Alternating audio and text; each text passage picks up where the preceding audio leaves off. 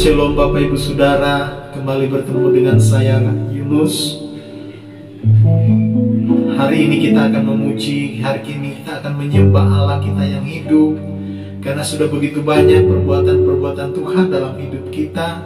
Sampai hari ini, detik ini, Tuhan masih pelihara kita. Bukan karena kuat dan gagah kita Bapak Ibu Saudara, tetapi semua karena anugerah Tuhan. Mari kita mau siapkan hati kita. Kita mau sembah Allah kita. Haleluya. Terima kasih Tuhan. Kami bersyukur buat anugerah yang Kau berikan dalam hidup kami. Kalau kami ada sampai hari ini, semata-mata karena anugerah-Mu, semata-mata karena kasih karunia-Mu di hidup kami Tuhan. Terima kasih. Terima kasih. Terima kasih. Kami ucapkan padamu. Terima kasih Tuhan. Buat anugerah-Mu, buat kasih-Mu yang ku terima hari ini. Sungguh hati kami bersyukur di hadapan Engkau Allah yang hidup, di hadapan Tuhan yang perkasa, Tuhan yang ajaib, Tuhan yang hebat, Allah yang kami percayai. Biar segala pujian, hormat, dan kemuliaan bagi Engkau Bapa, Raja di atas segala Raja, Tuhan di atas segala Tuhan. Haleluya. Oh, haleluya. Terpuji-pujilah Tuhan. Terima kasih.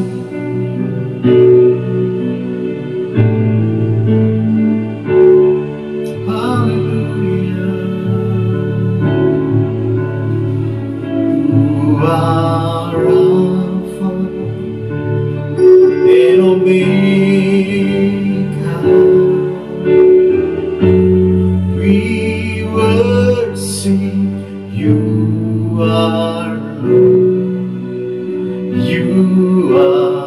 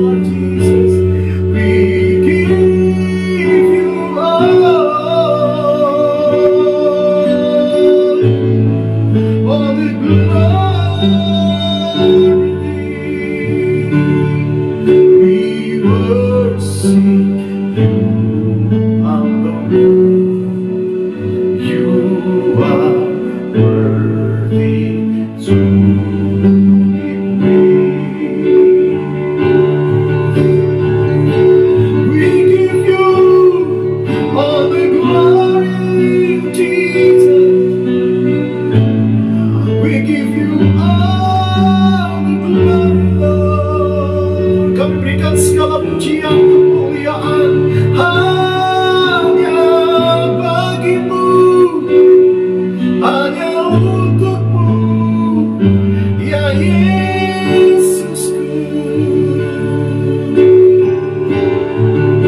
we give you all the glory.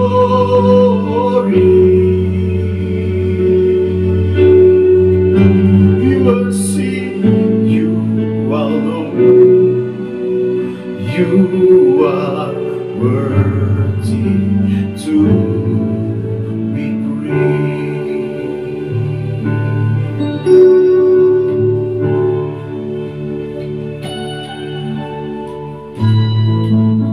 Terima kasih Tuhan.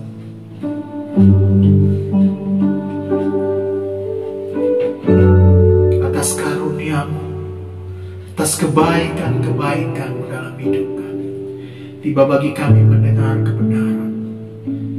Nyatakan isi hati dalam nama Yesus. Amin. Puji nama Tuhan. Bapak Ibu Saudara, hari ini kita mau berbicara tentang arti dari sebuah kesetiaan. Kenapa kita harus setia? Bahkan Tuhan berkata, hal yang paling diinginkan dari seseorang adalah kesetiaannya. Tuhan Yesus banyak menceritakan perumpamaan bagaimana seorang hamba yang setia. Dia menggambarkan perumpamaan sebagai seorang hamba yang diberikan tanggung jawab untuk mengelola sesuatu yang ditinggalkan. Karena suatu saat sang Tuhan akan kembali dan akan melihat apa yang sudah dikerjakan oleh hamba, di mana dia mempercayakan pekerjaan itu. Hari ini kita akan membaca firman Tuhan yang kita ambil di dalam kitab Amsal pasal 19 ayatnya yang ke-22. Amsal 19 ayat 22, firman Tuhan berkata, saya akan baca buat kita semua Bapak Ibu. Sifat yang diinginkan pada seseorang ialah kesetiaannya. Lebih baik orang miskin daripada seorang pembohong. Firman Tuhan berkata bahwa sifat yang diinginkan pada seseorang ialah kesetiaannya. Lebih baik seorang miskin daripada seorang pembohong. Jadi alangkah betapa seriusnya Tuhan memandang bahwa kebohongan itu adalah sesuatu hal yang sangat-sangat tidak dia sukai. Karena itu seorang yang setia pasti dia tidak mau berbohong.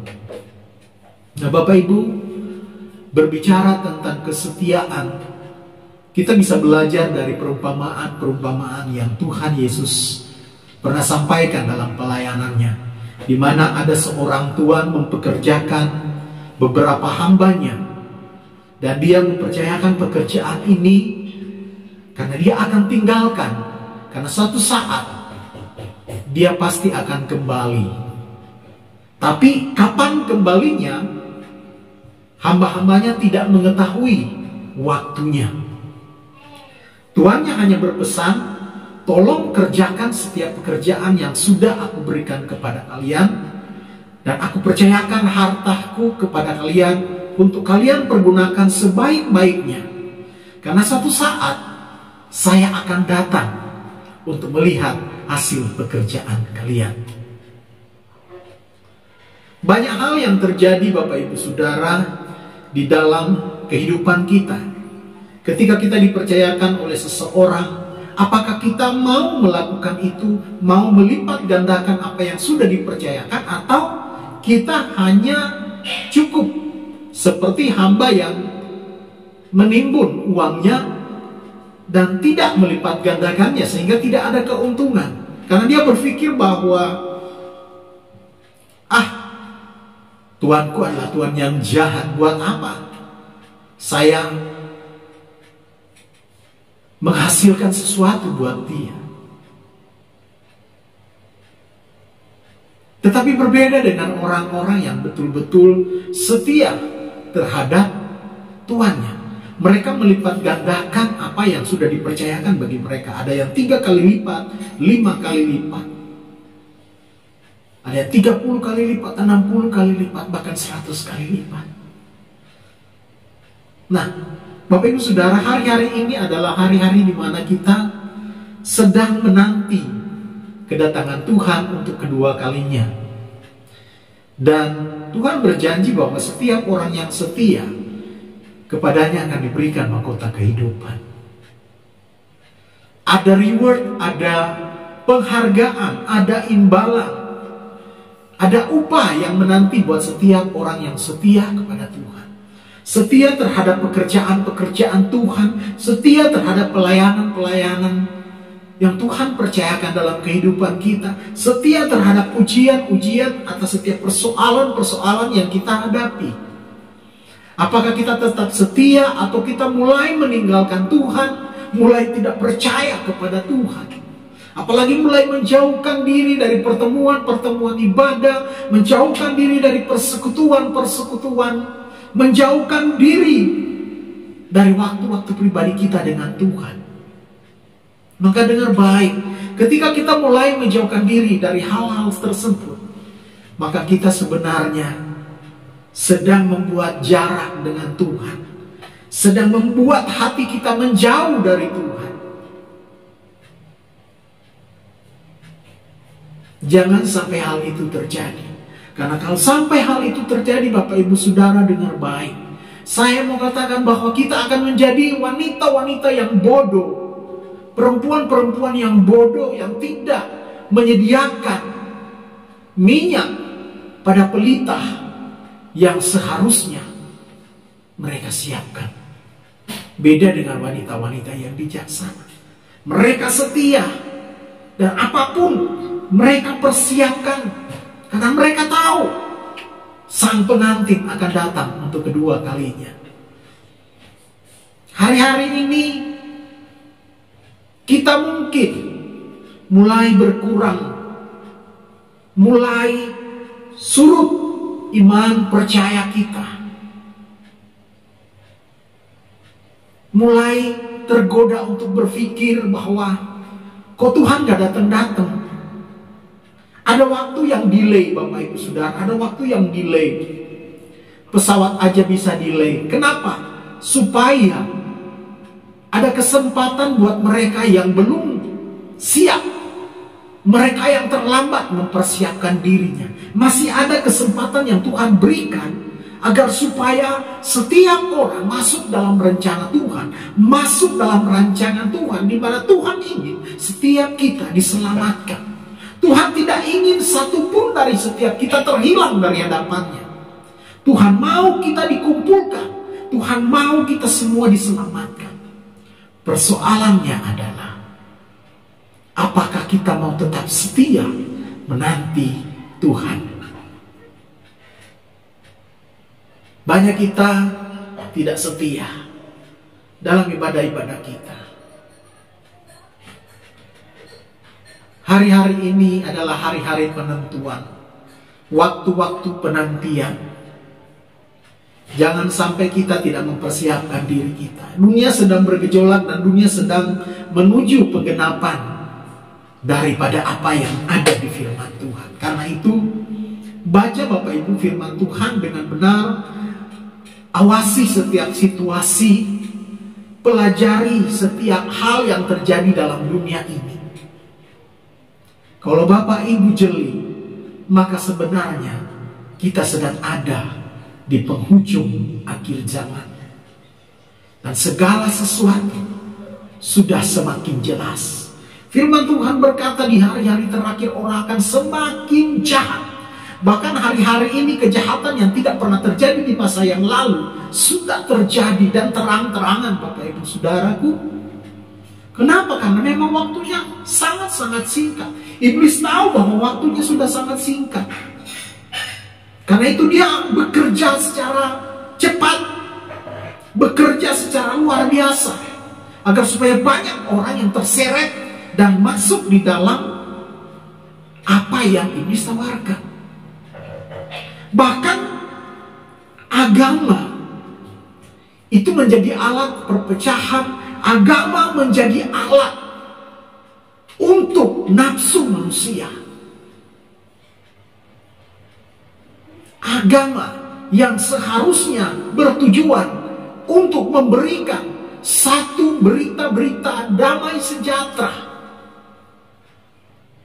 mengajarkan hal-hal yang baik, hal-hal yang berkenan kepada Allah, menjadi senjata untuk menyakiti orang lain, untuk membuat orang lain tersandung dengan berita-berita yang disampaikan, dengan cara-cara yang disampaikan yang sebenarnya tidak sesuai dengan ajaran agama itu sendiri.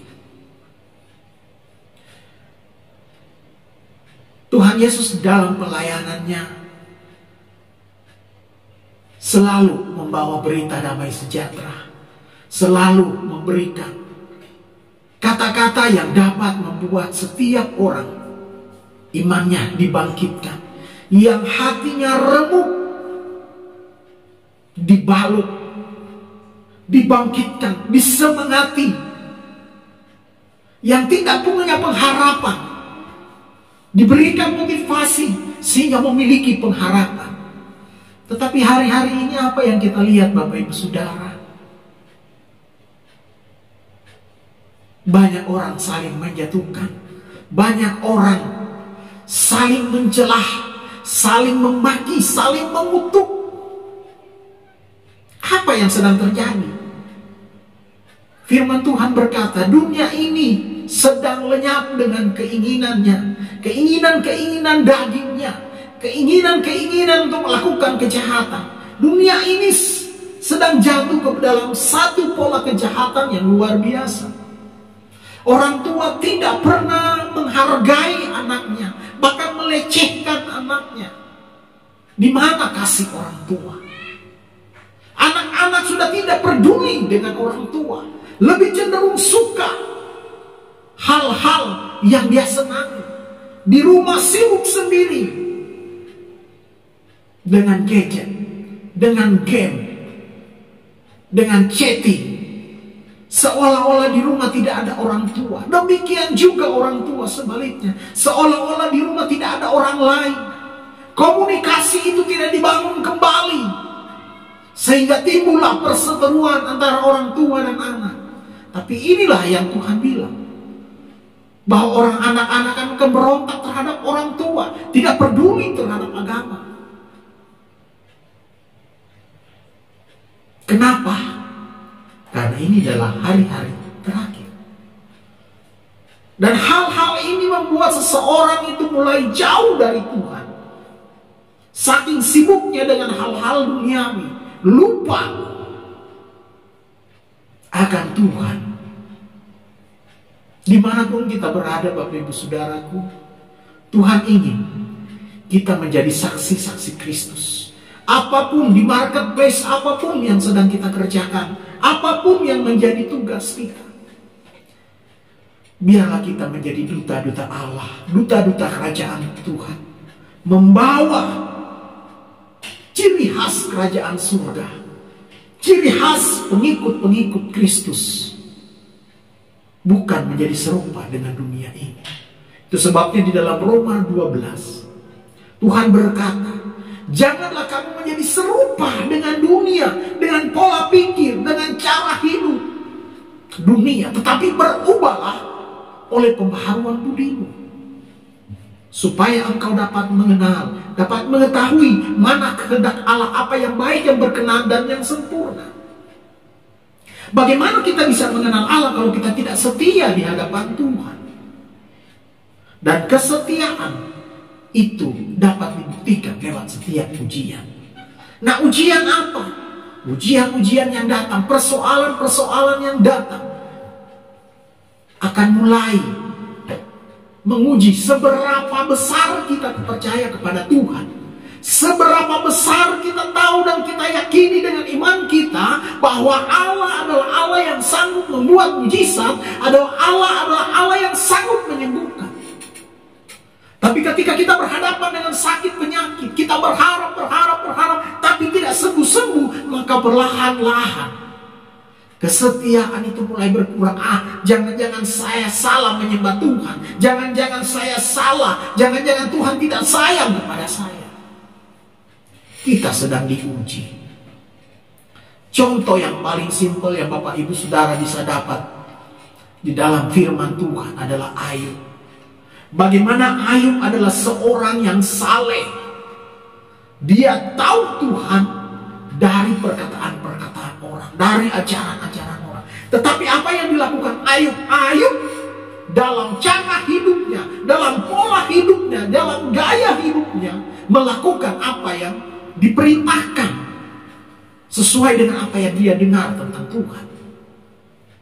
Bahkan dia adalah orang yang sangat-sangat diberkati waktu itu. Tetapi ketika ada satu hal, iblis minta izin sama Tuhan untuk menguji Ayub. Apakah Ayub benar-benar bisa setia terhadap Tuhan? Atau jangan-jangan Ayub setia karena hartanya banyak? Atau jangan-jangan Ayub setia karena dia sehat? Atau jangan-jangan Ayub setia karena dia punya segala-galanya? Dan Tuhan izinkan ujian datang untuk membuktikan kesetiaan Ayub. Dan apa yang terjadi? Ayub benar-benar dihancurkan. Mulai daripada dia kehilangan harta bendanya, segala ternak, kambing dombanya, bahkan anak-anaknya. Bapak Ibu Saudaraku, di mana ada orang tua yang tidak akan sedih dan tidak akan hancur hati? Hancur. Oke, kalau kekayaan masih bisa saya cari. Tetapi bagaimana dengan anak-anak saya, keturunan-keturunan saya, anak-anak yang saya kasihi, ketika diambil dari hidup saya? Karena anak-anak ini adalah kebanggaan bagi setiap orang tua. Bagaimana mereka diambil? Anak-anak Ayub diambil dari Ayub. Bahkan tidak cukup sampai di situ ujian yang dia terima. Dia harus mengalami penderitaan sakit penyakit, tubuhnya berbau. Teman-teman menjauhinya. Bahkan istri, orang yang sangat dia kasihi, orang yang terdekat dengan hidup, berkata kepada Ayub, tinggalkanlah Tuhanmu, kutukilah Tuhanmu dan matilah. Ini satu perkataan yang sangat bukan membangun diri Ayub, tetapi justru menghancurkan diri Ayub. Ayub sebagai seorang suami berharap bahwa dia akan diberikan support, dia akan diberikan semangat oleh seorang istri. Karena istri adalah teman pewaris kasih karunia Tuhan. Jadi jangan menjadi istri yang hanya bisa meminta, menuntut ketika suaminya sedang sedih, ketika suaminya sedang kolaps. Apa yang dilakukan oleh seorang istri? Diberikanlah semangat, berikan, cari solusi sama-sama, berikan support buat suamimu, tanyakan apa persoalan suamimu, bantu, doakan. Karena dengan demikian Tuhan akan membuka tingkap-tingkap langitnya dan mencurahkan berkatnya. Karena suami istri adalah dua pribadi yang menjadi satu, bukan satu-satu pribadi dan menjadi dua. Dua menjadi satu, bukan satu menjadi dua, atau dua menjadi dua. Nah, Ayub mengalami hal ini, Bapak Ibu Saudaraku. Ayub mengalami hal ini di mana istrinya memperkeruh keadaan, bahkan menghancurkan diri Ayub sendiri. Tetapi satu hal yang kita lihat, apa perkataan Ayub kepada istrinya? Masakan kita hanya menerima yang baik saja dari Tuhan, sementara yang buruk kita tolak dan kita tidak mau terima. Ini satu perkataan, satu pernyataan yang luar biasa dari seorang Ayub. Seseorang yang bisa mengeluarkan perkataan ini adalah seseorang yang kenal siapa Tuhannya, sehingga dia dapat berkata seperti itu. Kenapa? Karena dia tahu dan dia mengenal Allahnya. Dia mau tetap setia apapun yang terjadi. aku akan tetap setia. Itu yang Ayub lakukan. Bahkan teman-temannya datang. Teman-temannya memberikan pernyataan-pernyataan menyalahkan Ayub. Seolah-olah Ayub adalah orang yang paling berdosa dan melakukan segala sesuatu. Ini yang terkadang kita lakukan. Melihat orang lain, melihat saudara kita yang sedang terpuruk hidupnya, kita mulai berkata, oh ini karena dia banyak berbuat dosa, oh ini karena dia jahat, oh ini karena dia begini, dan begini. Kita tidak merangkulnya, kita tidak memberikan support, kita tidak memberikan semangat, tapi kita justru ikut-ikutan dengan cara orang-orang dunia menghancurkan saudara kita sendiri. Ini yang Tuhan tidak mau. Sebagai orang percaya, Ayub diuji dan dia tetap setia kepada Tuhan. Sehingga apa yang terjadi, Tuhan pulihkan hidupnya. Tuhan angkat Ayub. Bahkan Ayub menerima berlipat 10 kali lipat, kata firman Tuhan. Contoh hamba yang setia adalah Abraham. Abraham orang yang sangat setia mengikuti Tuhan. Bahkan Tuhan berjanji kepada Abraham, kalau Abraham setia, Abraham akan diberikan anak, keturunan yang banyaknya seperti pasir di laut dan bintang-bintang di langit. Tapi apa yang terjadi Bapak Ibu Saudara? Abraham usianya makin bertambah. Abraham sebagai manusia sempat tergoda karena perkataan Sarah. Akhirnya Abraham mengambil Hagar. Dan dari Hagar lahirlah Ismail. Tetapi apa yang terjadi? Apakah janji Tuhan terhadap Abraham tidak terjadi? Digagalkan, dibatalkan? Tidak. Allah yang berjanji adalah Allah yang setia, yang tidak akan pernah tidak menepati janjinya. Demikian dengan yang terjadi dalam diri Abraham. Meskipun Abraham sempat jatuh dan ragu, tapi kemudian dia kembali dan berbalik kepada Tuhan, menanti janji Tuhan. Kenapa? Hagar dan Ismail diusir karena bukan Ismail pewaris daripada perjanjian, tetapi Ishaklah yang menjadi anak perjanjian Tuhan. Nah, dalam perjalanan imannya Abraham diuji, kesetiaannya terhadap Tuhan diuji. Dari pergumulan yang begitu lama menanti seorang anak yang dijanjikan, dipelihara sampai besar, dan akhirnya Tuhan mau ambil lagi untuk dijadikan sebagai kurban. Saya bisa membayangkan bagaimana hati Abraham, Bapak Ibu. Bagaimana konflik batin yang terjadi dalam diri Abraham ketika hal itu terjadi. Tetapi dia harus memilih. Ketika kita diperhadapkan dengan hal-hal yang sangat-sangat krusial dalam hidup kita, dan kita harus mengambil keputusan terpenting dalam hidup kita, maka terkadang ada pengorbanan yang besar yang harus kita lakukan. Abraham membuat pengorbanan yang besar dalam hidupnya. Dia merelakan anak tunggalnya untuk dipersembahkan sebagai kurban di hadapan Yahweh, di hadapan Allah.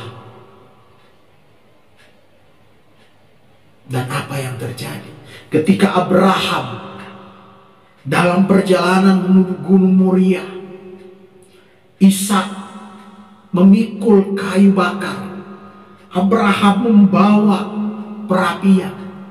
Dalam perjalanan Ishak sempat bertanya kepada bapaknya, "Papa, kayu dan api sudah ada, tetapi di mana anak domba yang akan dipersembahkan sebagai kurban?" Tapi kata Abraham, Tuhan yang akan menyediakan.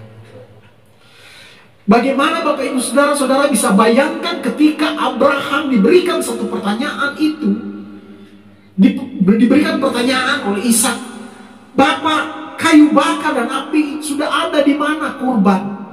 Kambing, domba sebagai kurban yang akan kita persembahkan. Bagaimana teririsnya hati Abraham ketika ada kata-kata dari anaknya ini menanyakan kurban, sementara dia tahu bahwa anaknya sendiri gak akan dikurbankan.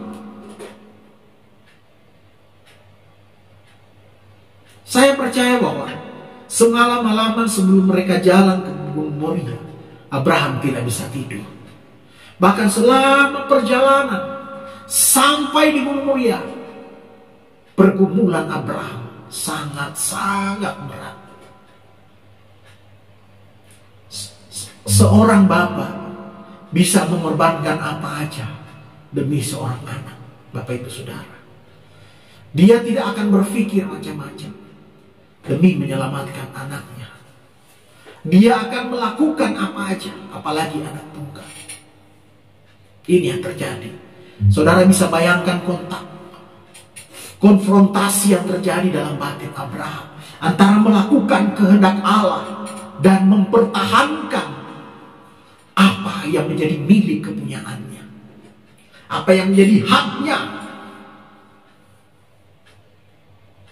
Tapi Abraham luar biasa. Abraham bisa menang atas setiap persoalan. Dan ujian ini menunjukkan bagaimana kesetiaan Abraham, bagaimana kesetiaan Yakub. Hari ini bagaimana kesetiaan kita kepada Tuhan?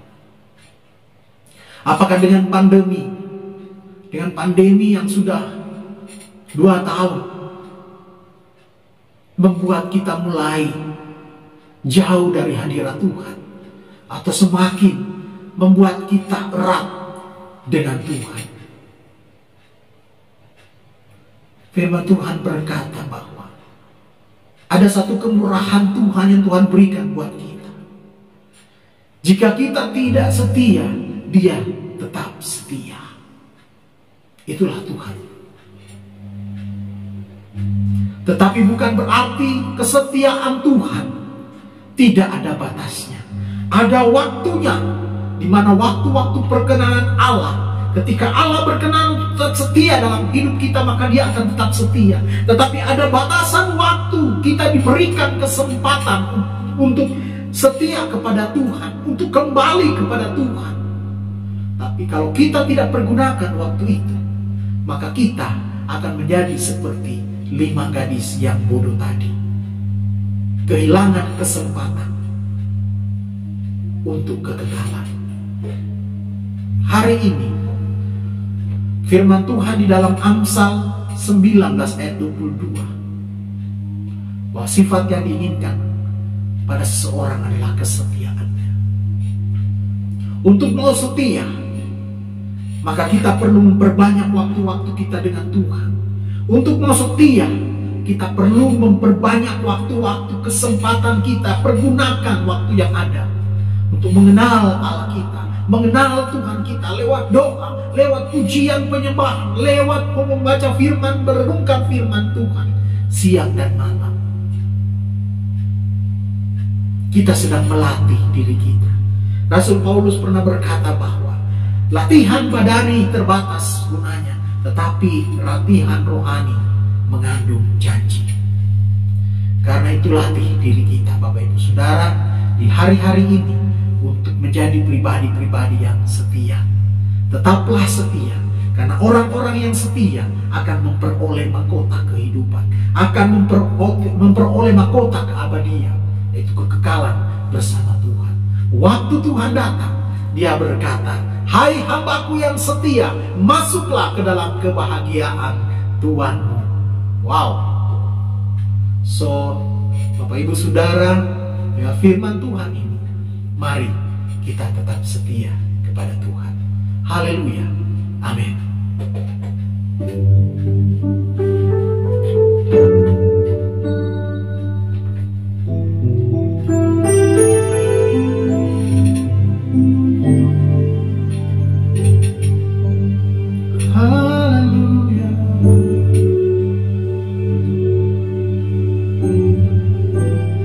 Bapa, ajar kami untuk tetap setia di hadapan Engkau Tuhan.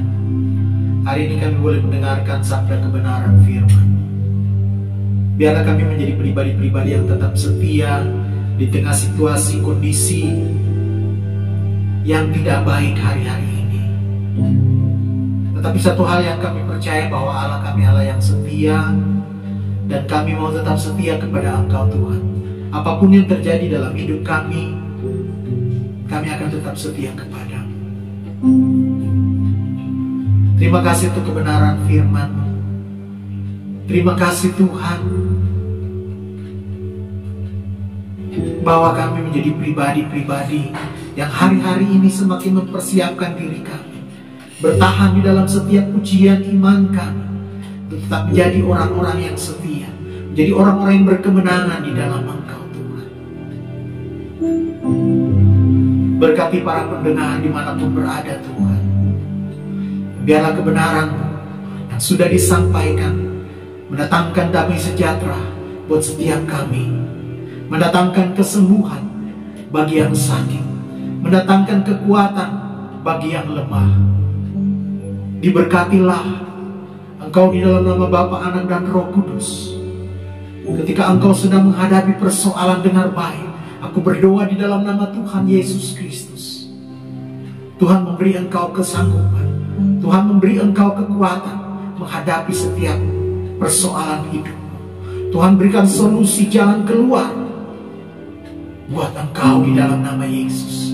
Engkau yang sakit dengar baik, percayalah kepada Allah sumber kesembuhan.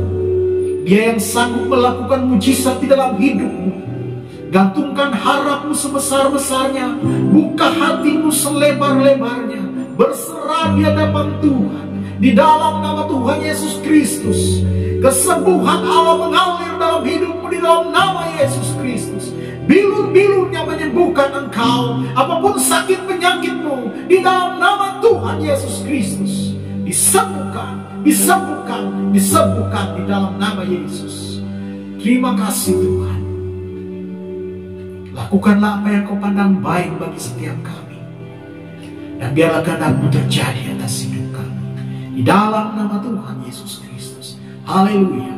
Amin. Tuhan memberkati. Shalom.